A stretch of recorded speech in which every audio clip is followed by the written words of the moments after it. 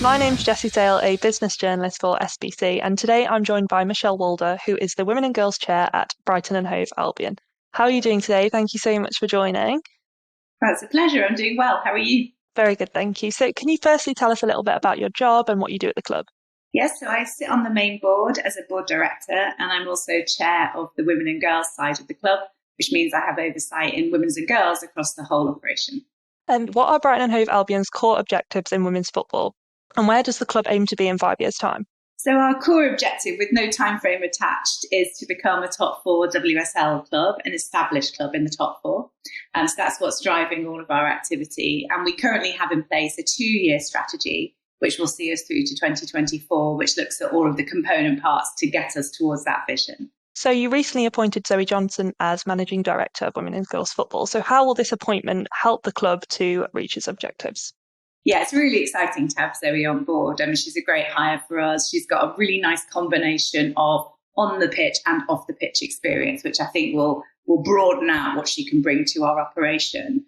And I think the key priorities for her is she's going to sit on the club's executive leadership team, which I think is a really positive step, which means that every conversation that we have in the club will have women's and girls' voice at its heart as part of that team.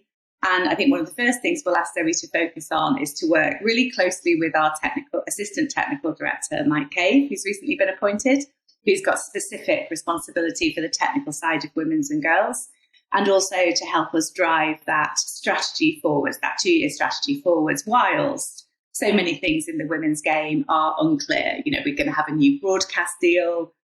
Potentially the ownership of the WSL is going to change. And so I think whilst that's all in play, a 5-year view feels a long way out. So we stuck with a 2-year view that we felt would materially move us towards that ambition to be in the top four.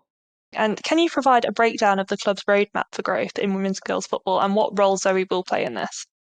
Yes, so Zoe's going to be responsible for driving the whole roadmap forwards, again, with the support of Mike on the technical side and David Weir, of course. And I think the pillars for what we're looking to focus on are going to be player pathway, so developing younger players in order to have homegrown players playing in the WSL, hopefully for us, but if not for other clubs. Player recruitment is going to be a key part of that and building out the squads. And clearly right now we're in the process of looking for a new head coach as well. I think there's going to be something around performance and coaching to make sure that we are supported to the highest levels and around medical as well. And then finally, I think perhaps most importantly, well-being. And also we're going to look at marketing and comms. And they're going to be the 6 pillars that we're going to use to drive towards that vision. How do you think the switch from a general manager to a managing director model boosts development of Brighton's objectives in women's football? I think it's a sign of a few things, really. I think it's a sign of our commitment, which alongside, we've got an £8 million training facility that we've just recently built and invested in. And I think it's going to connect women's and girls at the very heart of the club. And I think, we've got the platform in place. We've got the financial commitment in place. We've got the commitment of the board and specifically of the owner.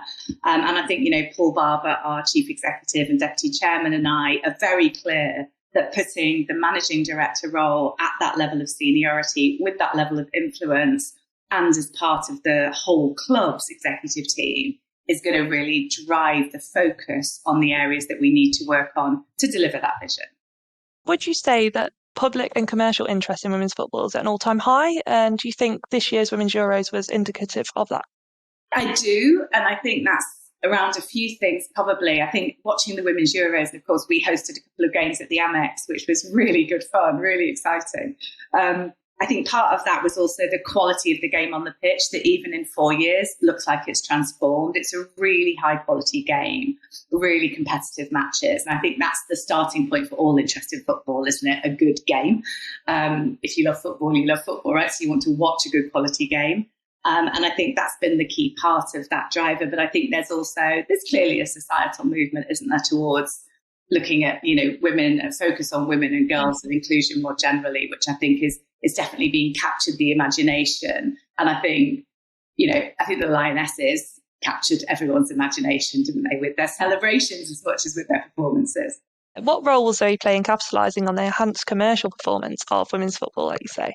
Yeah, and I think this is an interesting one for us. We are very fortunate as a club. We've got particularly in American Express and Snickers UK, really committed sponsors who really care about the women and girls game as well as the men's side of football. And I think that means that there's a huge amount of opportunity for us to leverage that support. So we don't have barriers in our sponsors around women and girls, quite the opposite. They are very positive around it and very keen to support it. And I think Zoe will have, along with our head of commercial and that team, will have a really big role to play in terms of thinking through how we can make that experience special for our sponsors and how we can make that commercial experience, capture the essence of the women and girls game.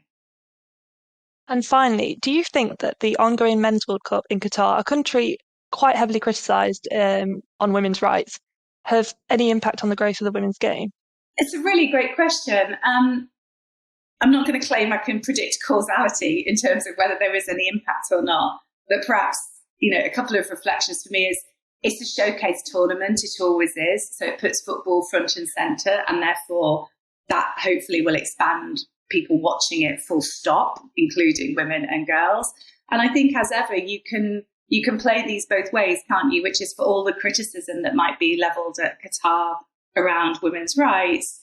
You also saw yesterday the Iran team not sing their national anthem, essentially in solidarity with women. And so I think, as ever with football, there's two sides to it. And I would just hope that, I think if I take it from my perspective as a teenage girl, nothing made me fight harder for something than a barrier. So anything that's perceived to be taken away makes you want it. And I also think as well that if you love football, you're going to play. And I think the increasing opportunities for girls, particularly, to play football and women, I think is not going to go away anytime soon. And so I think that watching a showcase tournament that puts football front and centre is only going to encourage everyone to pick up a ball and go and play outside. Thank you so much, Michelle, for your time. Some really great answers there. Pleasure.